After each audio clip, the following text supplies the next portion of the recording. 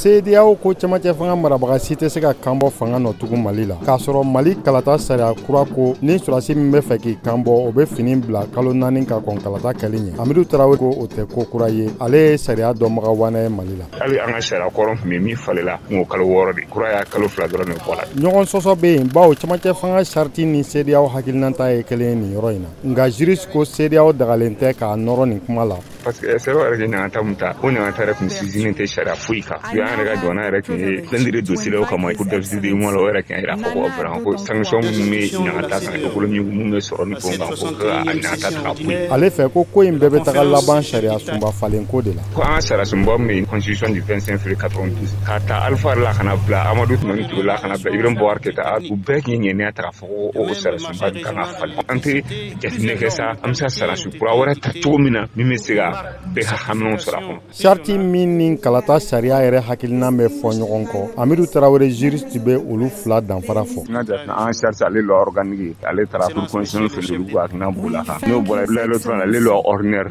ale taara an ka wasa bulonba la. Nin b'a jira ko sarti kumakan bɛ se ka kɛ kalata sariya sanfɛ. Nka juriste ko sariya sunba falen fana b'o bɛɛ kɔkari. Ko an ka sariya sunba min bɛ yen n'o taara 1992 ko o bɛna falen. N'o falela sarti bɛ bɔ yen wa loi électorale filɛ jagoya ale bɛ don loi électorale na. Ɲɔgɔn sɔsɔ bɛ yen bawo cɛmancɛ fanga sarti ni CEDEAO hakilinata ye kelen ye nin yɔrɔ in na. Ne tɔgɔ ye Mahamadu Konate ne bɛ baara kɛ sanfɛ kalanso la min ye sariya ko fanfɛla ye. An ka nin jɛkuluba n'o CEDEAO ye u ka weleweda sɛbɛn ma bɔ fɔlɔ en tout cas ne ma o sɔrɔ fɔlɔ mais u ye ɲɛbila kuma minnu kɛ u y'a jira k'a fɔ ko min ye nafa sɔrɔ sera nafɛnw ye ani wariko fanfɛlaw ye ko gɛrɛntɛ wuli mais o kɔrɔ tɛ ko gɛrɛntɛ bɛɛ wulila. Nin ye kibaru duman ye nka in b'a la gɛrɛntɛ min sigilen bɛ an ka jamana marabaaw yɛrɛ kan gouvernement fanfɛla fɛ ani CNT fanfɛla k'olu ma wuli. Sarti min ni kalata sariya yɛrɛ hakilina bɛ fɔ ɲɔgɔn kɔ. Ni sariya fila tɛ ɲɔgɔn sɔsɔ o ko la. Sariya sunba n'o ye charte de la transition ye n'i y'a lajɛ a sigilen kɔnɔna a b'a kɔnɔna nin k'a fɔ ko jamana marabaga yɛrɛ ka a to président la sariya den b'o de fɔ a tɛ se ka a kanbɔ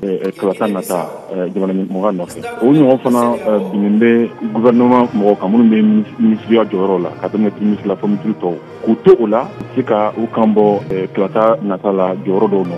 Nin de fɔlen don bon loi électorale min fɔ o ye labɛnni de sira jira mɔgɔ la ni minnu b'a fɛ k'u kanbɔ kalata nata la k'u to président la wala k'u to gouvernement na a ye dan tigɛli dɔ de k'o la o dɔ ye jumɛn ye mun ye finitigiw ye donc k'u bɛ se ka fini bila yanni kalo 4 yanni kalata don cɛ walama u bɛ se ka u bɛ baara sonsori donc kalo 4 yanni kalata cɛ. Donc ni sariya fila tɛ ɲɔgɔn sɔsɔ n'i bɔra président la i bɛ wele de ko président kɔrɔ i tɛ wele ko président donc sariyatigiw fɛ o fɛn fila in tɛ kelen ye. Lamisa Sangare Kati, VOA Bambara.